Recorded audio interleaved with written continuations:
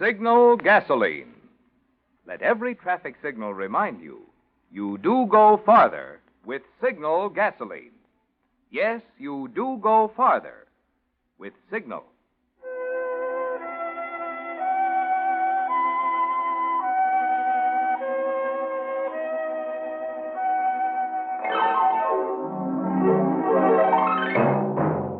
The Signal Oil Company and your neighborhood Signal dealer bring you another curious story by The Whistler. Tonight, Escape to Danger.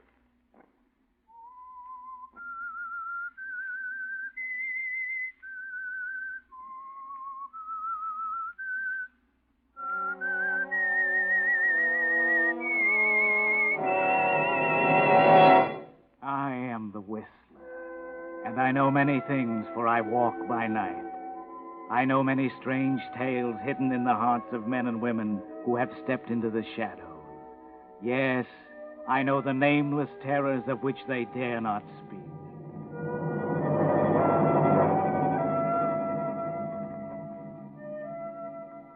To Frederick Pontiac, an American citizen caught in Germany by the war, death came slowly and painfully, of starvation and torture, in the cellar of a Nazi prison camp. But death was not the end for Frederick Pontiac. It was the beginning of a new and bizarre chapter.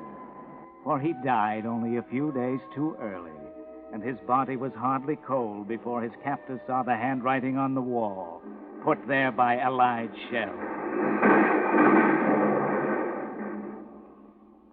Yes, the Nazis' hours were numbered, and they all knew it.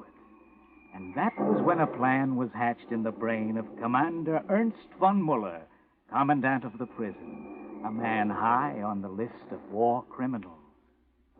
Where is the man, Doctor? In the cellar. He died last night. I think he'll do. I must look at him first. We will have to hurry. The American swine will be here soon. They are storming the hill now. Yeah. You have the dossier on, what's the man's name, Doctor? Pontiac. Friedrich Pontiac. Yeah, I have it. Friedrich Pontiac. Yeah. Friedrich Pontiac. This one is Friedrich Pontiac. See? Nine. He was an old man. But see, Commander, the bone structure, the hair and eyes. Of course, he is very thin now, and he has aged. But you will see by the dossier he is but 40, your age. And you will see by the photograph in the dossier there is a striking resemblance to yourself. You won't need to change your face, Herr Commandant. Let me see the dossier, Doctor. Here. Thank you. Friedrich Pontiac, born Zurich, Switzerland, 1905. Attended school in Geneva, 1911 to 1918. Emigrated to America in 1918 with his parents and attended school in New York in 1918 to 1924. In 1926, he became a United States citizen. He went to work in his father's drugstore until 1928. When his father died and the business was sold from 1928 to 1932, he did various odd jobs. In 1933, he entered Germany. He spoke German well. That's good. And English with an accent. Good. The Fatherland made use of him in the chemical factory in Berlin, where his work was unsatisfactory. He drank too much. And had fits of melancholia. This became worse until in 1941 he was of no further use to us. And so was sentenced for inefficiency to hard labor here at this camp. Excellent, Herr Doctor, excellent. I think it will work. I will have to attend to the fingerprints, Herr Commandant. It may be rather painful for you. I understand, Herr Doctor. It does not matter. From now on, I shall be Frederick Pontiac, American citizen.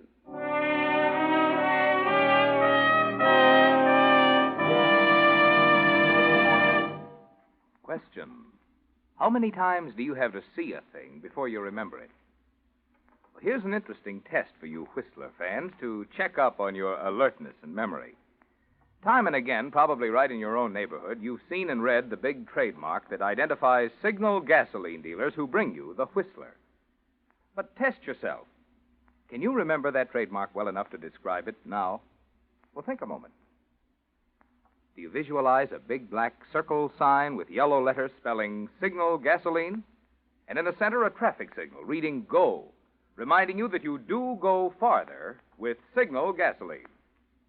That yellow and black circle sign is a mighty good sign to keep in mind these days, because with gasoline mileage still an important factor in today's driving, Signal Go Farther Gasoline offers your best way to get most miles per ration coupon. So next time you invest one of your gas stamps, try Signal Gasoline. Prove in your own car what more and more wise Western drivers are discovering, that you do go farther with Signal Gasoline. And now, back to the Whistler.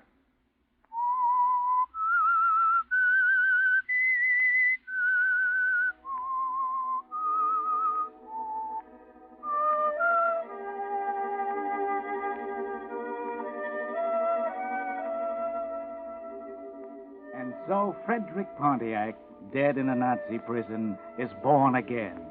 And Commander Ernst von Muller, Nazi war criminal, is no more. He commands the last desperate defense of the prison, just long enough for the mutilation of his fingerprints. It's a painful operation, but it's worth it, von Muller, or should I say Pontiac, because now, when the Americans arrive and find you lying among all your dead companions, your mutilated fingers make the picture all the more convincing. And in an almost unbelievably short time, you're standing on the dock in New York. Everything's been perfect so far. No one suspected you. They hardly even questioned you back in Germany. If you can just get through the customs men. Frederick Pontiac? Yes, sir, I'm Frederick Pontiac. Relax. There's no need to click your heels here. You're in America now, back home. Silly of me. Forgive me. It's been a long time. You look very pale. What's the matter? Are you frightened? Sea voyagers disagree with me. I think it's perhaps seasickness. Take it easy. We all know how much you've been through. We want to make things as easy as possible for you. Thank you. Why do you want me? It's only that your passport has expired. You'll have to fill out this form. I see you can't. Your hands are injured. Very well, just answer the questions. I'll write them in. Frederick Pontiac, age? Frederick Pontiac, born 1905, May 16th. Attended school in Switzerland, 1911 to 1918. Came to America... Oh, wait a minute, one at a time. First, where were you born? Zurich, 1905, May 16th. 16. Your father's name, nationality? Franklin Pontiac, American. Mother's name and nationality, maiden name? Sarah Smith, Swiss. Where'd you attend school? Geneva and New York. The name of the schools and how many years in high school and what grades, please? What grades? I don't remember now. You will have to excuse me. I have a severe migraine headache. All right, then. You just sign it or just make a mark. It'll be all right. Just sign here. Yeah.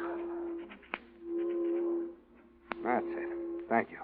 Take it and best of luck to you. Thank you, sir. Thank you. Oh, just a minute. Where's your luggage? You've got to have it inspected for the customs. I don't have any. Just the clothes and my bag. Oh, all right. I'll fill out your papers. Make a cross here where it says to sign. Yes, thank you very Well, much. it's nothing. Glad to help. Good luck to you. Thank you. Pardon me, sir. Aren't you Frederick Pontiac? Oh, yes? My name is Mitchell, Mr. Pontiac. How do you do? Glad to meet you, at last. Yes? I'm sorry to have to give you this after all you've been through, but can't be helped. What is it? I can't open it. Oh, well, suppose we step over here a moment? My hands. It's a court order, Mr. Pontiac. I'm Mrs. Pontiac's lawyer. When you deserted her in 1933, she got a divorce. You owe $12,000 back alimony to my client. Like I say, I'm sorry about greeting you back home with this, but that's my business. $12,000? That's impossible for me to pay. Oh, come, Mr. Pontiac. Don't let's have trouble. We've been nice about this. We never slapped a lien on your bank like Mrs. Pontiac wrote you we had. We want to do things right by you. So, what do you say? We get in my car and run over to the bank, get that safe deposit box out, and you pay off like a gentleman. Safe deposit box at my bank? Yes, I know your little secret. You can't fool me, Pontiac. I know about the money you have in the State and County Bank on 84th Street. Yes, Mr. Pontiac, I found out about that. Oh, my wife told you. Shall we say trade secrets, and that a little birdie whispered it to me? But you don't have to worry about me. No, just so long as I get my fee and the money for my client. Now, what do you say? We run over to 84th Street right now. Very well.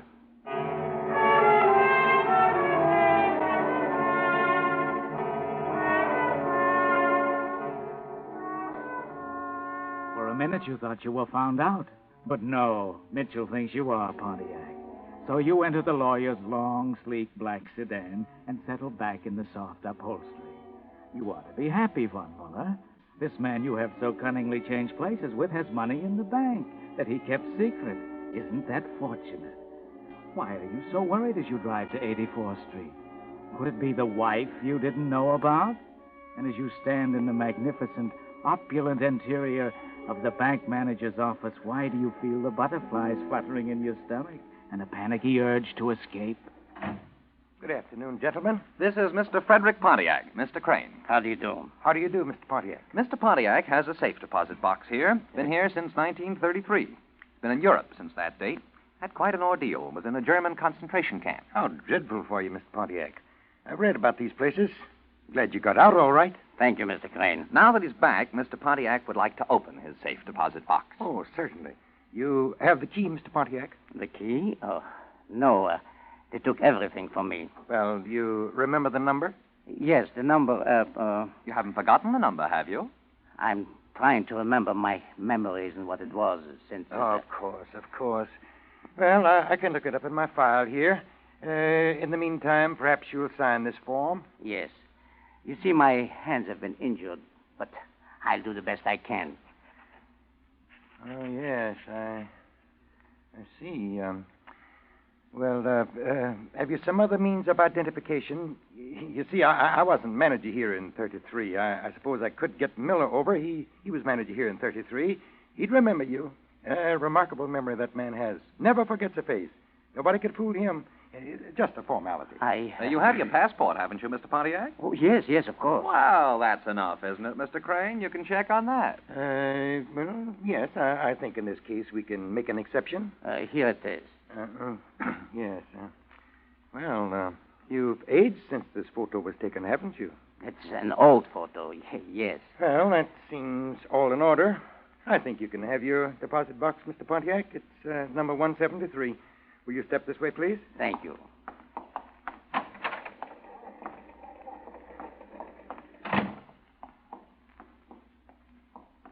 Here it is. 173.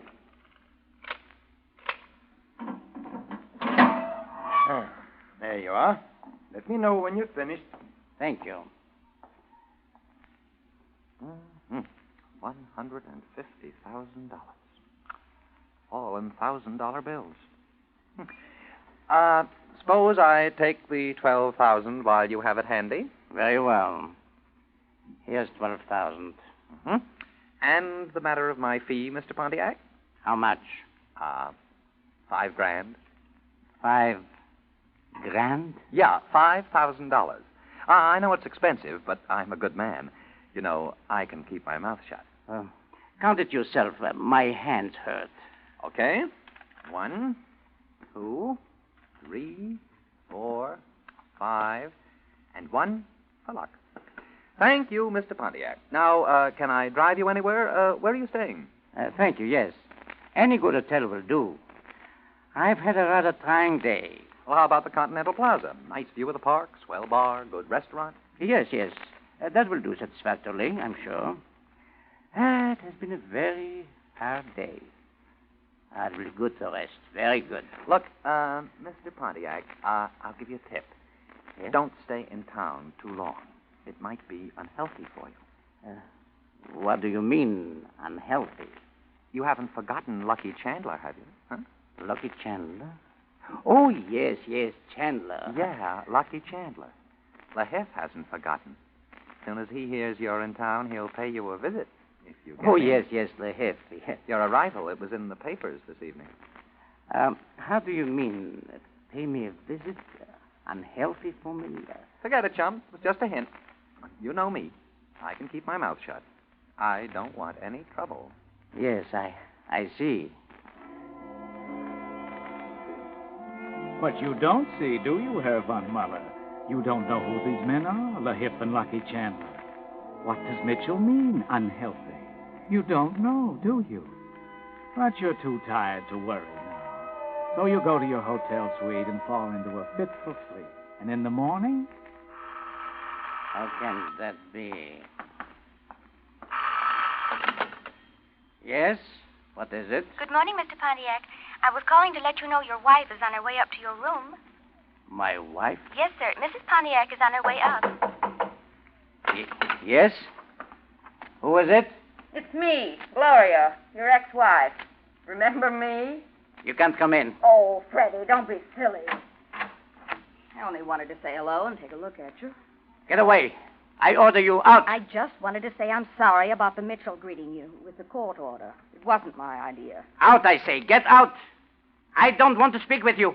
I don't want to see you. Get out. Now, look, Freddie, don't push me. I don't said wanna... get out. And stay away from me. Well, what's the matter with you? Are you sick? Changed. Go away. All right. I'll be back, Freddie. I'm worried about you. Himmel, was ist denn das? Yes, what is it, please? That you, Pontiac? Yes. This is LaHiff. Your pal, LaHiff. Hello. How are you? What the devil do you care how I feel, you double-crossing rat? You gonna come across with the dough? Or do you want me to take it out of your hide and then refresh the cops' memory about Chandler's death? About Chandler's death? Yeah, you don't think they've forgotten, do you? Sure, 12 years is a long time, but not long enough. What do you want from me? My cut. 75,000 leaves of best lettuce. I'll be around for it at noon. You see you have it there. Hello. Hello. Hello. Hello. Refresh the cop's memory about Chandler's death. Gott im Himmel. Pontiac killed him. Yeah, that's it. Pontiac was a murderer. Now, I'm Pontiac.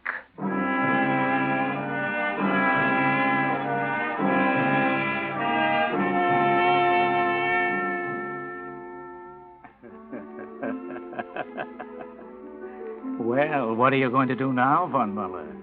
In America, murder carries a death penalty, and you just escaped from that. You were rather clumsy the way you got rid of Pontiac's wife. You must be more careful how you deal with LaHiff. He must be gotten rid of also. He is a very real danger to you, Von Muller. So you work out a plan quickly. You go out to the drugstore, purchase some rat poison and some liquor. When you get back, you mix a drink and wait for LaHiff. It's noon now. And you look from the window across Central Park and watch the traffic creeping below and wait. You know it won't be long now. Come in. Good morning, Mr. LaHiff. Never mind the formalities, Pontiac. What's the idea of having the blinds drawn? Oh, you'll excuse it, I'm sure. I have a severe headache. I can imagine. Will you join me in a little drink? It's a long time since we met. Quit stalling, Pontiac. I came for my money. Hand it over. Oh, of course. Here you are. I have it ready for you. Count it. I won't bother to count it. It better be right. If there's $1 missing. Oh, I wouldn't take that chance. Hey, here's a brandy and soda. Come, let's drink to the future and let bygones be bygones. I wouldn't drink with you. All I want from you is what I have coming, nothing else. Goodbye, Mr. Double-Cross Pontiac. But wait, please.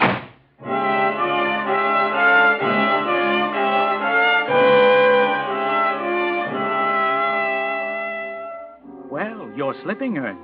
Things aren't going exactly right, are they? You had him right in your net, and then he walked out with the bait. And now what?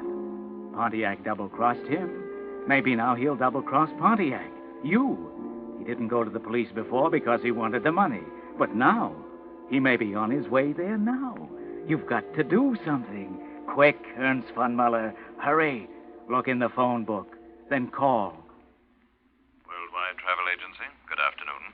My name's Pontiac, Frederick Pontiac. I want a seat on the plane to Argentina as soon as possible. I have to get there at once. It's very urgent. Yes, sir. Travel's pretty heavy, but I think we can arrange that. Do you have your visa? Visa? No. Get me one. That takes about 1 month, sir. Well, Mexico.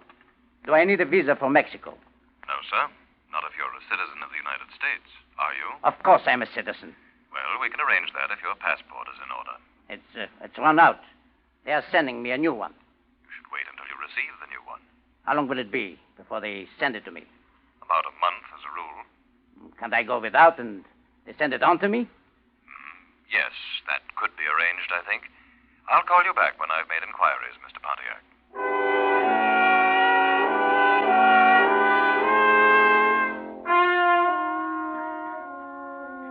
The wait is not long, but you fidget nervously through it.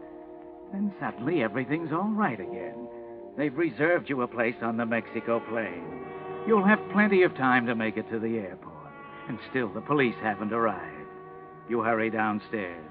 Step up to pay your bill. Here, miss, I telephone. You have my bill ready? Yes, Mr. Pontiac. $27.55. You keep the change, miss. Oh, thank you, Mr. Pontiac. Those two men by the door, they're detectives. They were just asking about you. Detectives?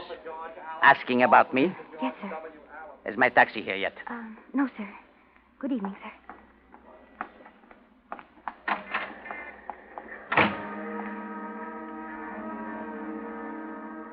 Lahip has told the police.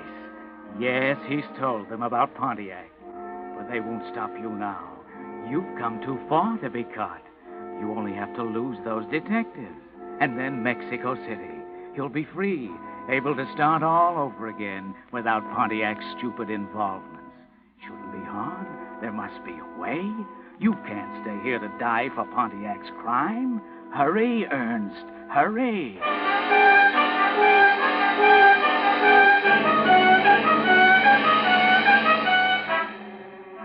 But these men are worse than your Gestapo, aren't they, Ernst? You try everything you can think of. Taking a taxi cab, switching cabs, doubling back, ducking into a movie theater and out a back entrance. But they're still there. You go down into the subway, try to lose them in the crowd. They're still following you. You can't get rid of them. And suddenly the panic begins to grow. It's almost time for the plane to leave. You've got to get to the airport. Maybe you can lose them there. Maybe.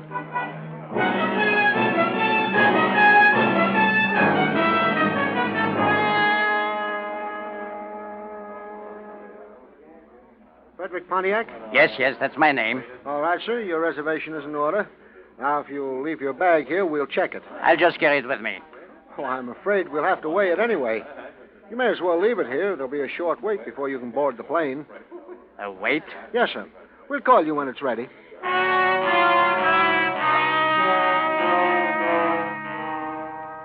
Wait.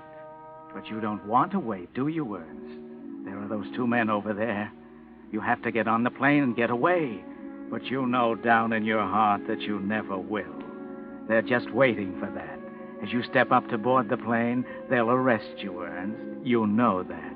You're trapped, Ernst. You walk down to the washroom trying to think of something to do, but you can't. You know you're trapped. You escaped from Germany in trial as a war criminal, and now you're going to have to stand trial as a murderer. Might have been a lot easier the other way. You know what they do to murderers here. You might have escaped that over there. Yes, that's it. Of course. And so, as you look up into the mirror and see the two men enter the washroom, you know, finally, what to do. Look, you.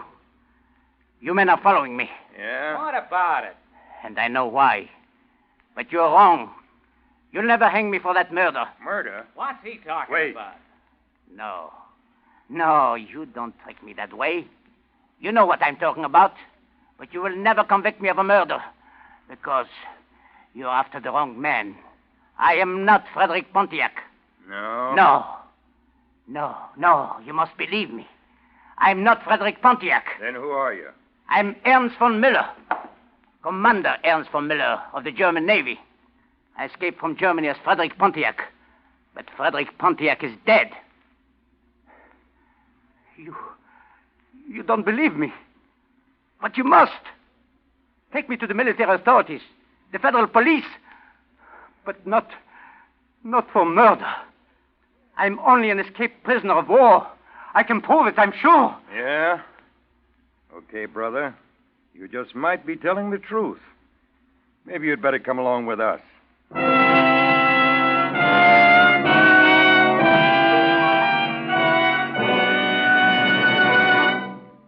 The Whistler will return in just a moment with the strange ending of tonight's story. Meantime, if your car is beginning to look and feel its age, did you know that down at your neighborhood signal station there's a veritable fountain of youthful ideas, a line of products for bringing back your car's sparkle and pep?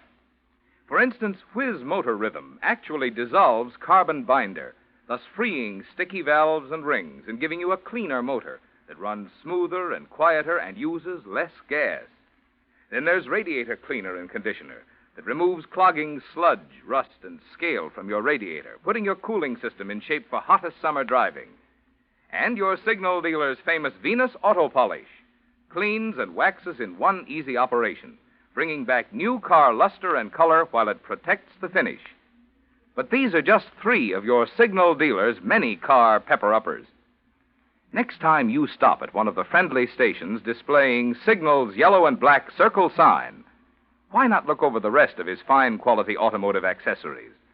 Each plays a part in your Signal gasoline dealer's complete service to help your car run better, look better, and last longer. And now, back to the Whistler.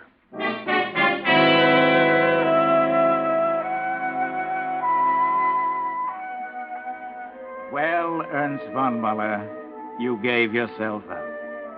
Yes, you'll go back to Germany to stand trial as a war criminal. And when you read the newspapers about the fate of other commandants of German prison camps, you wonder if perhaps you didn't make the wrong choice. You might have been even more sure of it if you could have heard a certain telephone conversation the day you were captured. Miss Reagan, Mrs. Pontiac, this is Reagan. Oh, the private detective I hired. Yes. I've got plenty to report, Mrs. Reagan. We tailed your husband like you asked us to. You were right. Oh, yes? Yeah, there was something screwy about him. He wasn't your husband at all. What? And we tailed him to the airport. He was just about to leave for Mexico. What? I'll never know why he didn't. That would have been the end of our case. But just before the plane was to leave, he surrendered himself to us. Who could it have been? He was some German Navy officer, escaped and masquerading as your husband. Did he say anything about my husband? Yes. He said Mr. Pontiac died in his prison camp. So that's it. Yeah. Another thing I'll never be able to figure out was he kept talking about a murder. Said we wouldn't pin a murder rap on him because he wasn't Pontiac. You know what he was talking about? I have no idea. I haven't either.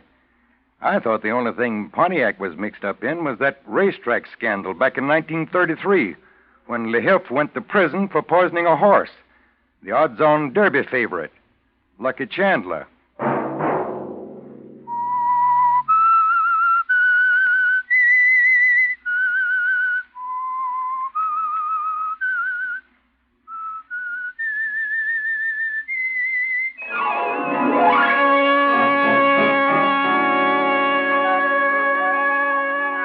Next Monday at 9 o'clock, The Whistler will bring you another strange tale.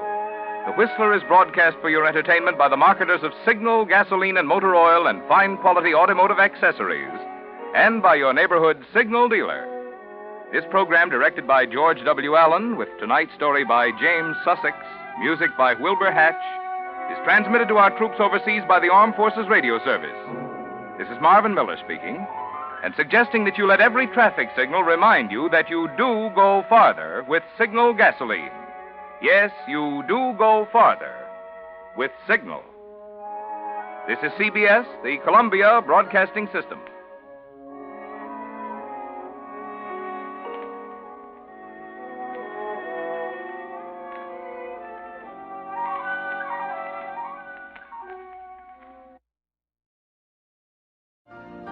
You've been listening to the OTR Gold Network. Find more classic radio at otrgold.com.